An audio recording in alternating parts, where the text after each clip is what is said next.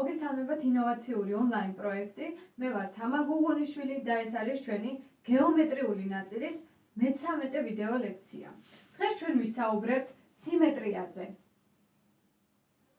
F ფიგურის გარდაქმნას ისეთ F' ფიგურად, როცა მისი ყოველი X წერტილი მოცემული O წერტილის მიმართ სიმეტრიულ X' წერტილზე აისახება, O წერტილის მიმართ სიმეტრია ეწოდება. მაგალითად, მოცემული გვაქვს O წერტილი, აღებული გვაქვს X წერტილი და ასევე ავიღეთ X' წერტილი. ამავდროულად უნდა დავამატოთ, რომ XO მონაკვეთი ტოლი იქნება OX'-ის. თუ O წერტილის მიმართ სიმეტრიულ გარდაქმნას F ფიგურა თავის თავში გადაჰყავს, ამ შემთხვევაში ვიტყვით, რომ ეს არის ცენტრულ სიმეტრიული ფიგურა, ხოლო რაც შეეხება O წერტილს, ეს იქნება სიმეტრიის ცენტრი. F ფიგურის ისეთ გარდაქმნას F' ფიგურად, სადაც მისი ყოველი X წერტილი მოცემული A წერტილის მიმართ სიმეტრიულ X' წერტილზე აისახება, A წერტილის მიმართ სიმეტრია ეწოდება. რაც შეეხება A წერტილს, ეს იქნება სიმეტრიის ღერძი.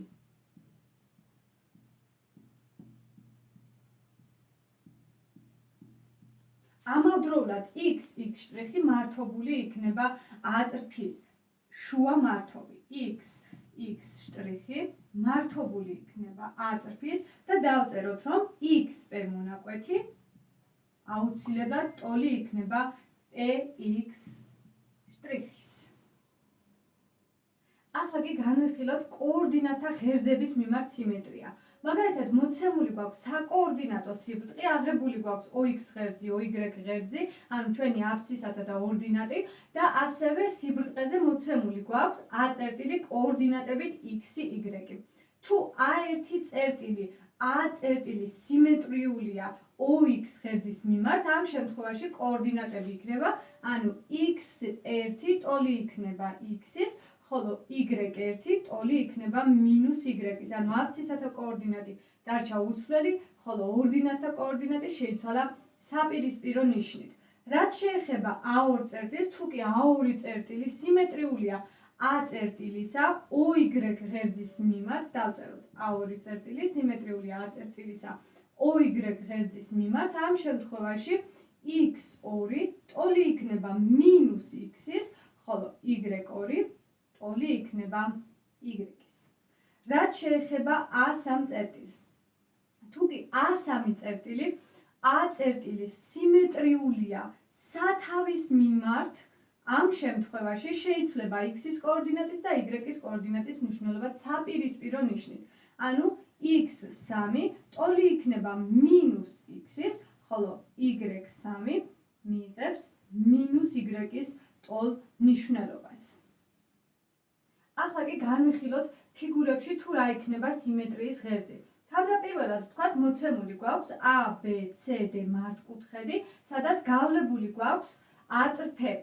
A წერტილს დაუშვათ მართკუთხედი გაყოს ორ ტოლ ნაწილად. თუ კი A წერტილი აისახება D წერტილში, ხოლო D წერტილი აისახება A წერტილში, ანალოგიურად B წერტილი აისახება C წერტილში, ხოლო C წერტილი აისახება B წერტილში, ვიტყვით, რომ ამ მართკუთხედის სიმეტრიის ღერძს წარმოადგენს ჩვენი მოცემული A წერტილი. ანუ ჩვენს მართკუთხედს ვუპოვეთ უკვე ერთი სიმეტრიის ღერძი, ხოლო რაც შეეხება მეორე სიმეტრიის ღერძს, ეს იქნება შემდეგი სახით გავლებული წერტილი. ანუ მართკუთხედი აისახა თავის თავში, შესაბამისად A წერტილს წარმოადგინა მართკუთხედის სიმეტრიის ღერძი. მოდით ვნახოთ ახლა თუ რა იქნება ტოლფერდა სამკუთხედში სიმეტრიის ღერძი. გავალოთ აქაც რაღაც A წერტილი, რომელიც აუცილებლად მართობული იქნება ფუძის A, B, C და სიმეტრიის ღერძი ტოლფერდა სამკუთხედს ექნება მხოლოდ ერთი. რაც შეეხება წრეს ექნება უამრავი სიმეტრიის ღერძი და ის აუცილებლად მოიცავს ამავდროულად დიამეტრს.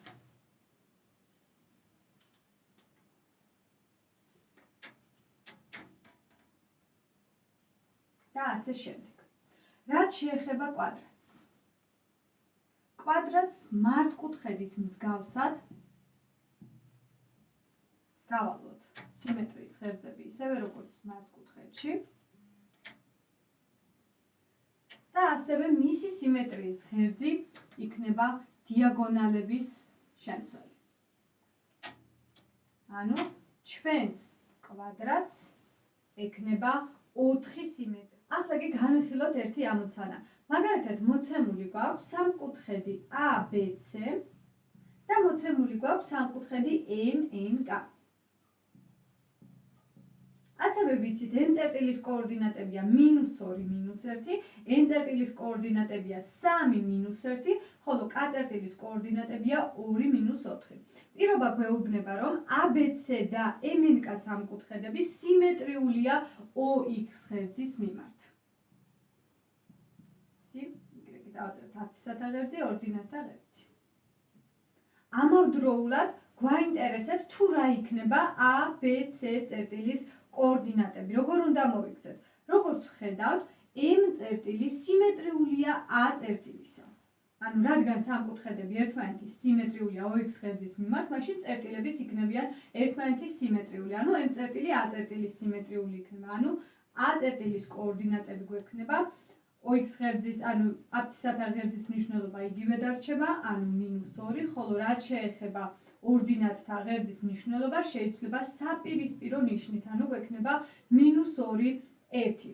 რაც შეეხება B წერტილს, ის სიმეტრიული იქნება K წერტილის, ანუ აქაც 2 გადავა უცვლელად, ხოლო -4-ის ნიშანი შეიძლება საპირისპირო ნიშნით და გვექნება 4.